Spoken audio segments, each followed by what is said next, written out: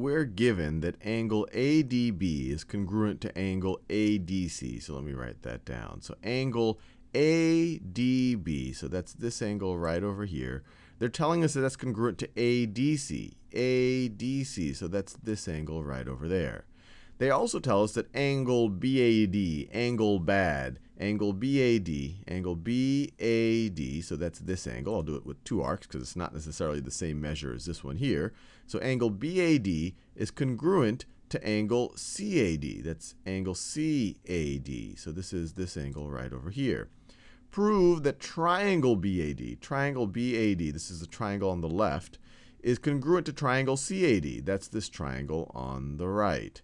And so they give the givens here. Angle BAD is congruent to CAD. BAD is congruent to CAD. Well, they've already told us that.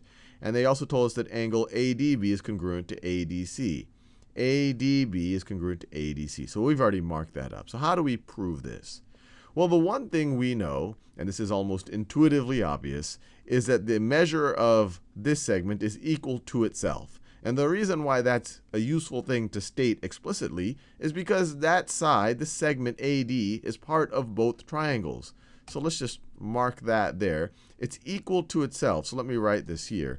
And the reason why it's useful is you're kind of saying, hey, look, this is a side on both of those triangles that we care about. So we could write AD is congruent to AD, and it would be by the reflexive property, which is the most obvious property that something is going to be equal to itself. So reflexive property, there you go.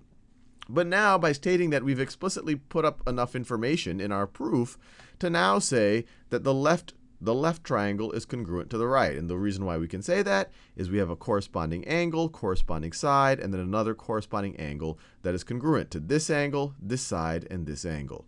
And we talk about in other videos about why angle, side, angle works. If I have one triangle that has congruent one angle, a side, and another angle that's congruent to another triangle, it's impossible for me to draw a triangle that is not congruent. This is a basic axiom that we assume. It's a basic assumption. So now we have enough information. We can now write that triangle BAD, and we want to make sure we have the corresponding sides. So what corresponds to angle B, or vertex B right over here, is C.